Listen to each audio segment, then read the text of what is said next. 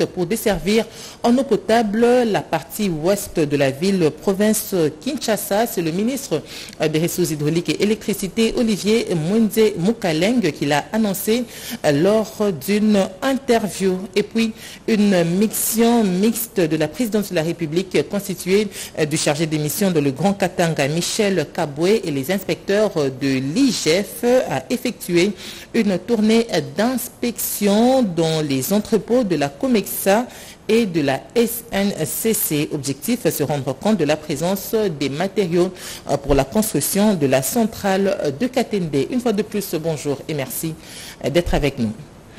Le Premier ministre Jean-Michel Sama Lukonde Kyenge a reçu hier mardi 21 février à la primature une délégation de l'Organisation des Nations Unies avec à sa tête Madame Bintou Keïta, chef de mission de la MONUSCO, et Madame Indy Brand, assistante du secrétaire général au niveau du bureau du Haut Commissariat des Nations Unies aux droits de l'homme. On en parle avec Pati Tonongo Kizunda. Un tête-à-tête Premier ministre Jean-Michel Sama Lukonde Kyenge, Hilsbrand, sous-secrétaire général des Nations Unies aux droits de l'homme, qui a fait place à une réunion élargie ce mardi 21 février 2023 à la primature. Au centre, la question des droits de l'homme en République démocratique du Congo, particulièrement du droit de la population de l'Est de la RDC, victime de toutes sortes de violences et barbaries humaines causées par les M23. À entendre Hilsbrand, quelques pistes de solutions ont été examinées lors de cette rencontre avec le chef du gouvernement pour mettre fin à ces cycles de violence. Solutions qui passent entre autres par la lutte contre l'impunité, l'application de la justice transitionnelle et la recherche du dialogue, surtout pour les communautés en conflit. Oui, c'est un grand privilège d'avoir eu cette réunion et une bonne discussion sur les droits humains au Congo et comment renforcer la bonne coopération qu'on a déjà, la collaboration avec MONUSCO et son bureau conjoint des droits de l'homme. Et je pense qu'il y a plusieurs questions, on est déjà d'accord sur certaines priorités qui ont déjà fait la base de la collaboration, mais c'est important évidemment de continuer dans le domaine de lutte contre l'impunité. Certainement, c'est une question, si on n'arrête pas, premièrement, la question sécuritaire, la question de violence et violation grave des droits de l'homme, et donc très important d'avoir cette lutte contre l'impunité pour avoir la redevabilité, pour pouvoir couper ces cycles de violence. Et on est tout à fait d'accord, mais il faut renforcer les efforts dans ce domaine-là. Je me réjouis du fait qu'on puisse avoir ce dialogue très ouvert, très en accord.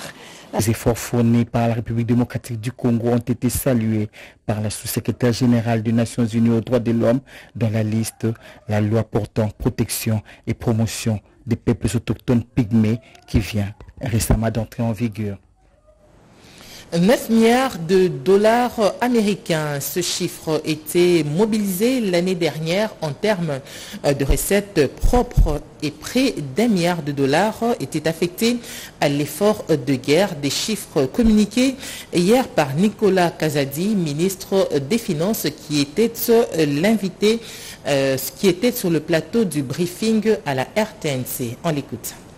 Le briefing, cadre idéal pour les membres du gouvernement de communiquer avec la presse. Le ministre de la Communication et des Médias, Patrick Mouyaya, porte-parole du gouvernement, parle des performances réalisées sur le plan des finances publiques en 2022. Nous voulons faire une ouverture de l'année 2023, regarder ce que sera cette année en termes de perspectives. Vous savez que nous avons de grands enjeux, notamment les élections qui arrivent en fin d'année. Mais c'est aussi l'occasion de revenir sur les performances. Les performances, il y en a eu beaucoup au cours de l'année dernière. Sur le plan économique, et de ce point de vue, nous avons voulu associer à cet exercice le ministre des Finances à ma droite, M. Nicolas Kazadi, parce qu'au dernier Conseil de ministres, il a fait la situation, comme de manière régulière, de finances publiques pour le mois de janvier 2023. Il est revenu sur le point fort, sur le point faible et la manière dont le gouvernement doit réajuster son action. Pour Nicolas Kazadi, ministre des Finances, 2022, année à la fois de performances et difficile. Il y a eu 24% supérieur aux assignations budgétaires. 2022 a été une bonne année parce que nous avons en termes de recettes pu enregistrer un accroissement de 24% supérieur aux assignations budgétaires et de 55% supérieur aux réalisations de l'année précédente, c'est-à-dire 2021. Cet accroissement est le fruit du travail continu des services, des régies financières pour atteindre ces assignations, dépasser ces assignations et obtenir ce résultat. Alors, la question qui vient tout de suite après, c'est qu'est-ce qu'on a fait de cet argent? Eh bien, 2022 a été une année particulièrement difficile. Pourquoi? Parce que bien que nous ayons eu de bonnes performances en termes de croissance économique et en termes de recettes publiques, nous avons dû faire face à quelques grands défis. Le premier des défis, c'est bien entendu cette situation sécuritaire qui à elle seule a consommé près d'1 milliard de dollars, plus de 700 millions de dollars exceptionnels, hein, des dépenses exceptionnelles liées au contexte. Parce qu'il faut réarmer notre armée, parce qu'il faut la rééquiper, il faut la refaire, il faut la refonder. Mais il y a eu aussi des subventions pétrolières pour lesquelles on a dépensé près de 500 millions de dollars l'année passée. Et il y a bien entendu les élections pour lesquelles on a également dépensé près de 500 millions de dollars. Voilà quelques grands éléments de dépenses pour l'année passée sur les 9 milliards de recettes propres que nous avons pu réaliser, auxquels s'ajoutent bien entendu les appuis extérieurs, etc. Processus électoral à présent, le président de la Commission électorale nationale indépendante poursuit sa tournée à l'intérieur du pays. À l'étape de Kindu, dans le Maniema, Denis Kadima Kazadi s'est rendu compte du déroulement de l'opération d'identification et d'enrôlement des électeurs. On en parle avec Tétis Samba et Jires Tofunji. En mission d'inspection de la ville de Kindu, le président de la Commission électorale nationale indépendante, Denis Kadima Kazadi, à la tête d'une forte délégation, est allé voir comment le processus d'enrôlement se déroule et consulter les électeurs. Dès son arrivée dans la province du Maniema, le président de la Commission électorale nationale indépendante a été accueilli par le directeur du cabinet, Dieudonné Tillio, accompagné du secrétaire exécutif provincial. Direction gouvernorat provincial, où Denis Kadima Kazadi a échangé avec le gouverneur de province, Afani Idriss Mangala. Ensemble, ils ont évoqué la question relative à la sécurisation du processus dans son ensemble et particulièrement concernant l'opération d'identification et d'enrôlement des électeurs dans cet espace contenu dans l'ère opérationnelle 3. Je suis venu pour apporter un appui à notre équipe ici et rencontrer les autorités pour avoir une idée du contexte, particulièrement en ce qui concerne la sécurité, et bien entendu encourager la population à participer massivement à cet exercice citoyen. Par la suite, Denis Kadima Kazadi a visité quelques centres d'identification et d'enrôlement des électeurs de la ville. Question pour le président de la CENI de se rendre compte du déroulement effectif de cette opération en prenant langue avec les proposés à la tâche. Dans la foulée, Denis Kadima Kazadi a eu une séance de travail avec le personnel en poste au secrétariat exécutif provincial ainsi que des agents temporaires pour un échange à bâton rompu. Occasion pour lui de donner quelques orientations pour l'amélioration du rendement des uns et des autres. Au cours de ces échanges, le président de la CENI a également mis un accent particulier sur un autre point jugé extrêmement important concernant la remontée des données qui constitue pour la CENI une documentation indispensable pour la constitution du fichier électoral fiable. Prestation de serment à la Cour constitutionnelle. 4 membres du bureau définitif vont désormais agir pour la promotion des droits de l'homme. C'était en présence de Dieudonné Kamuleta qui a pris acte de leur prestation. Au reportage, Emmanuela Commissaire. Au total, 9 membres de la Commission nationale des droits de l'homme ont prêté serment ce mardi devant le président de la Cour constitutionnelle, Dieudonné Kamuleta Badi Banga. Il s'agit de 4 membres du bureau définitif et 5 coordonnateurs de sous-commission. Ils peuvent désormais agir pour la promotion et la protection des droits de l'homme à travers la République. Au regard de l'importance de cet organe et l'impact de son action sur l'amélioration des droits de l'homme, le président de l'Assemblée nationale, Christophe Mbosoko Diampuanga, a rehaussé de sa présence la cérémonie et le procureur général près la Cour constitutionnelle a fait office du ministère public. Moi, Paul Sapoumokoulou, président de la Commission nationale des droits de l'homme, CNDH en sigle, je jure sur l'honneur de respecter la Constitution et les lois de la République démocratique du Congo. Prends acte de votre prestation de serment en tant que président de la CNDH et nos vives félicitations.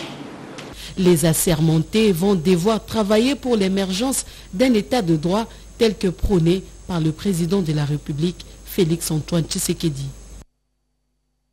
Et puis, la compagnie d'aviation nationale Congo Airways reprend de plus belle ses activités de desservir le pays comme avant malgré certaines difficultés. La direction générale de cette entreprise publique a reçu les encouragements du ministre de Transport et Voies de Communication et Désenclavement, Marc Ekila. On en parle dans ce condensé de Richard Kalala.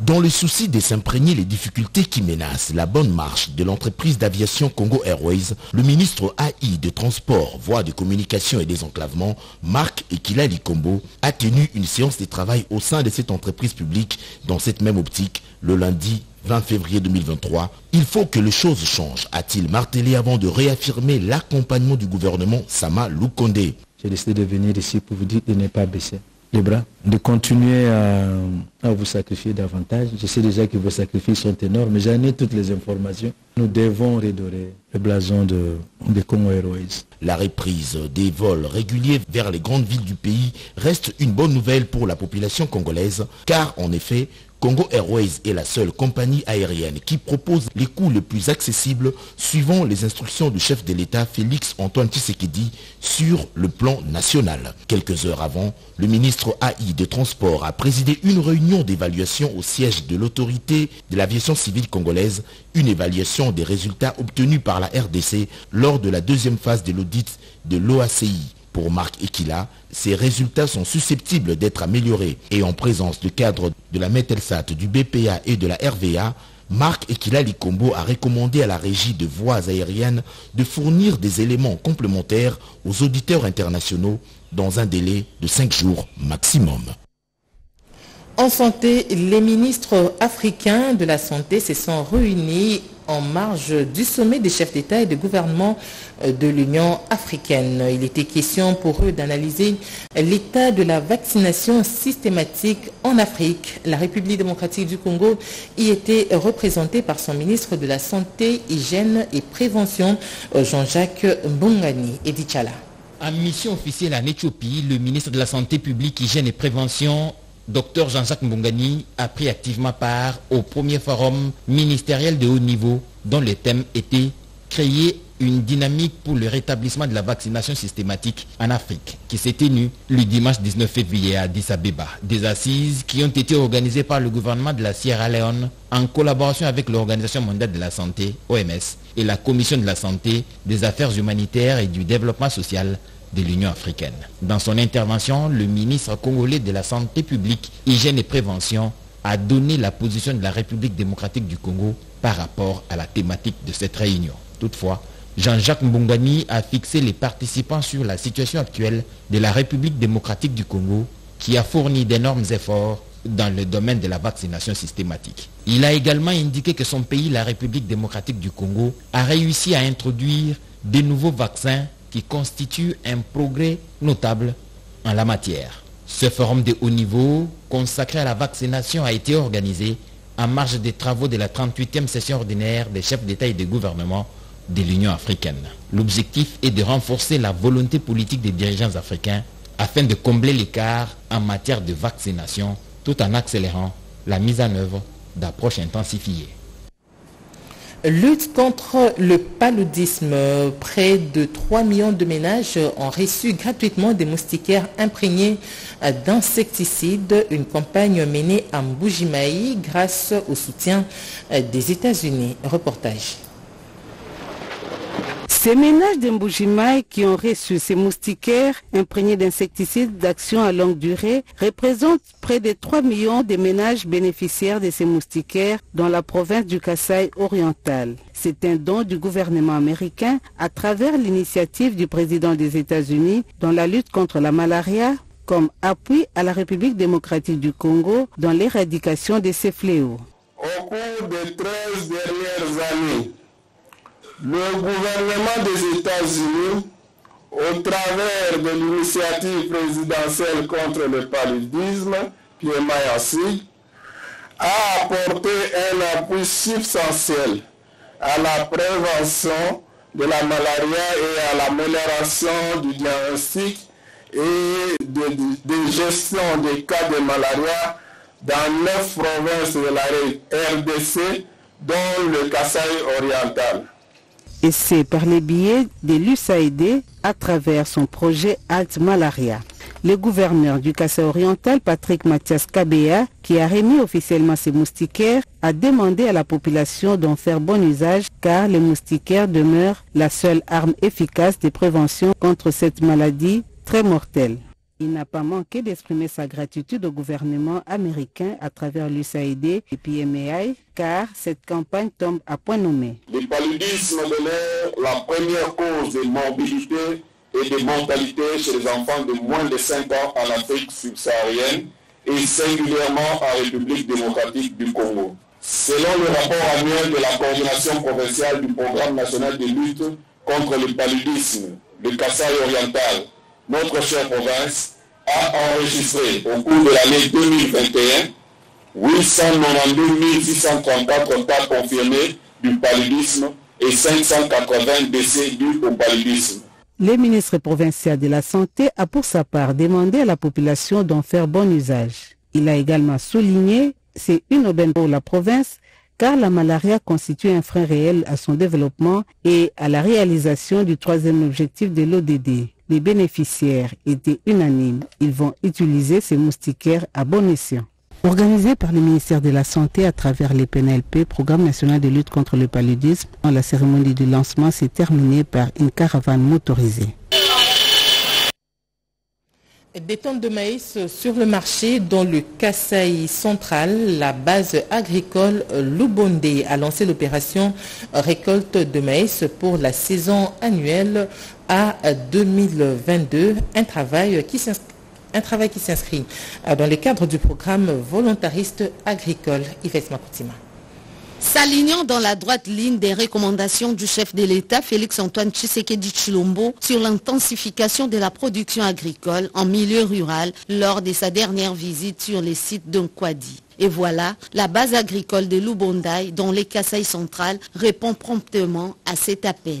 Nous sommes dans les territoires, du moins l'espace cultivable, à perte de vue dans les territoires des Dibaya, l'une des 6 bases du programme volontariste agricole sous la gestion de l'ABAB Business, qui vient de lancer l'opération des récoltes des maïs saison A 2022. Pour les habitants de Lubondaï, il s'agit de l'accomplissement d'une vision, le peuple d'abord. Il faut aller avec la main-d'œuvre, les mamans, c'est aussi pour avantager la population locale à se retrouver aussi. Je demande au ministère de l'Agriculture de pouvoir nous mettre tout au temps convenable pour pouvoir bien évoluer avec l'agriculture, parce que c'est l'agriculture qui doit construire ce pays. La joie d'une récolte abondante anime le moindre geste des bénéficiaires.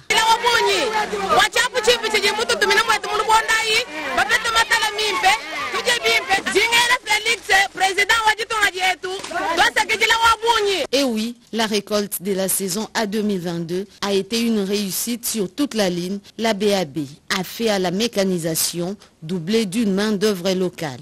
La preuve, c'est formidable travail de la moissonneuse batteuse. Une mission mixte de la présidence de la République constituée du chargé de mission dans le Grand Katanga, Michel Kaboué, et des inspecteurs de l'IGF ont effectué une tournée d'inspection dans les entrepôts de la Comex Africa et de la SNCC. Objectif, se rendre compte de la présence des matériaux pour la construction de la centrale de Katende. Reportage. Le chargé de mission du chef de l'État dans le Grand Katanga, l'honorable Michel Kaboué Mwamba, et les inspecteurs de l'IGF ont effectué le lundi 20 février 2023 une mission de contrôle à l'entrepôt Connaissance Afrique de Lombashi et au terminal conteneur de la SNCC pour vérifier les conteneurs qui détiennent les matériaux de construction de la centrale du Grand Katende à Tchimbulu, dans la province du Kasaï central. Ils ont été accompagnés dans cette tournée d'inspection par le directeur général de la SNCC, Fabien Moutombe Kankato, et du directeur provincial de la DGDA Grand Katanga. Entreposé depuis 2017, le chef de l'État, Félix Antoine Tshisekedi Tshilombo, veut voir in expresso ces conteneurs arriver à destination pour la matérialisation de ces chantiers électriques du Grand Katende de 64 MW qui va booster le développement de l'espace Kasaï une fois la construction de la centrale terminée. Michel Kaboué Mwamba donne d'amples précisions. Les matériaux se trouvent dans mon espace, il fallait nécessairement donc les accompagner. Nous avons pris l'option de venir directement donc voir le DG de la SNCC pour parler avec lui par rapport à l'acheminement donc de ces cargaisons de matériaux. Vous savez, avec ce site, nous pouvons facilement donc alimenter le Grand Kasaï et alimenter aussi une grande partie aussi du nord du Katanga. Signalons aussi que ces conteneurs entreposés nécessitent une évacuation rapide jusqu'au lieu de travaux de la construction de la centrale de Grand Katende, comme le veut bien le chef de l'État. Merci Jean-Jacques Kabamba. En diplomatie, la diaspora constitue une ressource non négligeable et force dans le processus du décollage économique et social d'un pays. Vision du chef de l'État, Félix Antoine Tshisekedi Tshilombo, transmis par l'ambassadeur plénipotentiaire du Ghana en République démocratique du Congo. Il s'agit de Jeannette Djouma Nyakeru, qui l'a dit à la diaspora congolaise vivant au Ghana. C'était lors de la cérémonie d'échange de vœux. Emmanuela Commissaire, reportage. Présentés à la diaspora congolaise ayant choisi le Ghana comme leur deuxième patrie, la vision du président de la République, Félix Antoine Tshisekedi Tshilombo, sur le développement de la RDC, afin de faire d'eux des acteurs actifs de ce décollage économique, c'est le défi que s'est donné Djouma Nyakeru Jeannette, ambassadrice de la RDC au Ghana. Laissez-moi vous dire combien vous êtes important pour le chef de l'État. Son Excellence Félix Antoine Tshisekedi Tshilombo, vous constituez pour lui une ressource non négligeable pour le développement de notre chère patrie. C'est pourquoi, lorsque nous avons été reçus par son Excellence Monsieur le Président, il a confié la mission à tous les nouveaux ambassadeurs de bien veiller sur le rapprochement, la vie et les intérêts des Congolais résidant dans leur pays d'accueil. Cette rencontre avec vous vaut son pesant d'or, car elle permet de nous retrouver en famille, de nous connaître, d'avoir une idée sur vous, de palper du doigt vos réalités et voir dans quelle mesure les résoudre. Le président de la diaspora congolaise au Ghana s'est exprimé en ces termes. Depuis qu'elle est ici au Ghana, la façon dont elle nous approche, la façon dont elle s'ouvre et la façon dont elle donne l'opportunité, elle reçoit tout le monde sans distinction. Il s'y est de signaler que l'entretien entre la diaspora congolaise et Madame l'ambassadeur Jeannette Nyakeru a eu lieu à l'occasion de la cérémonie d'échange de vœux. Une première, cette cérémonie festive s'est clôturée par un repas pour raffermir l'unité de ce peuple congolais vivant au Ghana. Je vous le disais à l'ouverture de ce journal, inauguration aujourd'hui de l'usine de traitement et captage d'eau potable de Ozone. Cet ouvrage est fin prête pour desservir en eau potable la partie ouest de la ville, province Kinshasa. Le ministre des Ressources hydrauliques et électricité, Olivier Mounze Moukaleng, l'a annoncé lors d'une interview. Reportage. La population quinoise a de quoi se réjouir en ce qui concerne la desserte en eau potable. Le ministre des Ressources hydrauliques et électricité, Olivier Mounze Moukaleng, vient d'annoncer l'inauguration de l'usine de traitement d'eau potable de l'Ozone dans la partie ouest de Kinshasa. Ce qui rentre dans la vision du chef de l'État, Félix-Antoine Tshisekedi Tshilombo, a-t-il expliqué. Le gouvernement de la République, sous l'impulsion du chef de l'État, a lancé 2 grands projets pour la ville de Kinshasa. Et en toute humilité, je suis très fier de participer à la résolution de ce problème pour les compatriotes de Kinshasa. Mais on ne doit pas s'arrêter là. Nous avons d'autres grandes villes, d'autres grandes agglomérations urbaines en RDC. Je pourrais en citer quelques-unes, Mbuji-Mayi, Kananga, Lubumbashi, Kolwezi, Likasi, Kisangani, qui ont aussi des problèmes d'approvisionnement en eau. L'usine de l'Ozone, avec une capacité de 330 mètres cubes le jour, va égaler celle de Ndjili, a dit le ministre Mounze, ce qui va réduire sensiblement le déficit en eau potable à Kinshasa, estimé à environ 500 000 mètres cubes le jour. Je rappelle ici en passant que l'usine de Ndjili vient d'être complètement réhabilitée. Elle aussi dessert une grosse partie de la partie Est ainsi que de la partie centrale de Kinshasa. Donc nous avons tous ces projets qui se mettent en danse quasiment au même moment pour résorber le déficit de l'eau potable à Kinshasa qui s'évaluait à peu près 500 000 mètres cubes d'eau. Il faut signaler que l'inauguration de l'usine de traitement d'eau potable de Ozone intervient quelques temps seulement après l'inauguration de celle de Lemba Imbu, située dans la partie est de Kinshasa.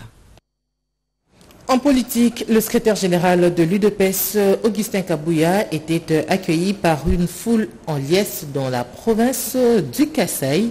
Un seul message, la mobilisation autour du chef de l'État, Alain Bikaï. Arrivé dans la ville de Mbuji-Mayi à la tête d'une forte délégation pour sensibiliser la population est-kassaïenne sur le processus électoral et les actions du chef de l'État, Félix-Antoine Tshisekedi Tshilombo, le secrétaire général Augustin Kabouya a été obligé de faire marche à pied jusqu'à la place historique de combat de l'UDPS dans cette province. En chef des troupes, Augustin Kabouya a débuté sa communication par l'interpellation des troupes à l'ordre et à la discipline surtout, n'est pas cédé à la manipulation pour saper l'honneur du parti et des autorités. Le projet de 145 territoires initié par le chef de l'État vient résoudre les problèmes de manque des infrastructures de base dans notre province et dans l'espace Grand Kasaï, a indiqué Augustin Kabouya. Augustin Kabouya a aussi galvanisé l'assistance sur le processus d'enregistrement des électeurs en cours dans cette province.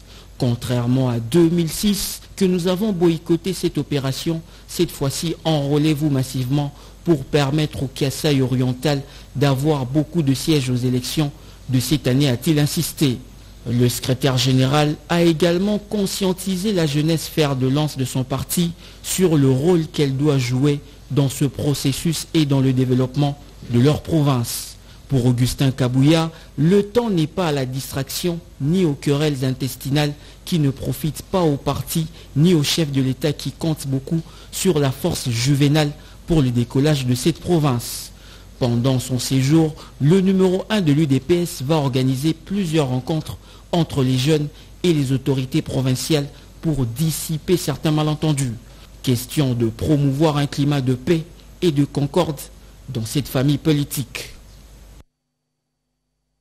Changement à la tête de la direction générale de la DGDA, Maïnga Ndotoni. C'est le nouveau sous-directeur. Il succède à Paul Kayembenguindou. La reprise a eu lieu dans la province orientale. On en parle avec plus de détails dans ce reportage. Les hommes passent et les institutions restent. Paul Kayembenguindou quitte la sous-direction de la DGDA Ituri après avoir réalisé durant une année son passage à la sous-direction de cette régie financière a vu les recettes passer de 5 milliards à 9 milliards de francs congolais. Ceci grâce à une stratégie mise en place imprimant la vision de la directrice générale Jeanne Kawanda, axée essentiellement sur la maximisation des recettes au compte du trésor public. Parmi celles-ci, il y a notamment la redynamisation du service par les replacements au poste des cadres et agents capables de saisir et d'appliquer les instructions de la hiérarchie à la base, la sensibilisation des partenaires et autres usagers pour que tous se sentent concernés par la mobilisation des recettes, l'assainissement du milieu de travail par l'aménagement des locaux de la sous-direction, l'encadrement technique de tous les agents dans l'exercice de leurs fonctions et enfin la tournée effectuée dans tous les bureaux qui composent la sous-direction de la DGDIA, une première dans l'histoire de cette régie financière dans cette partie du pays. Vous autres, chers collègues, c'est l'affaire pour le moment de notre séjour ensemble. J'ai tenu à vous remercier pour la collaboration que vous m'avez apportée. Vous avez de nouveaux chefs, un nouveau sous-directeur. Bien. Il a besoin de votre collaboration. Nous avons fait des recettes. Ce n'est pas les efforts d'un individu, mais c'est l'effort de tous, à travers vous, tous les autres agents de la sous-direction.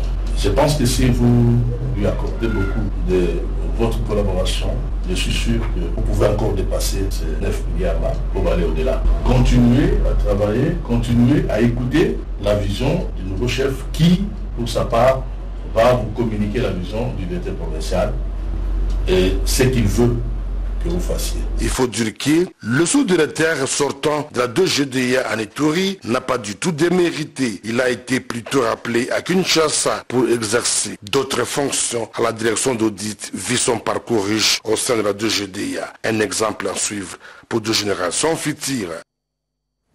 Menacé par des têtes d'érosion, le pont Kwilu sur la nationale numéro 1 pourra être sauvé grâce aux travaux anti-érosifs que vient de lancer la brigade de l'office de route Kikwit.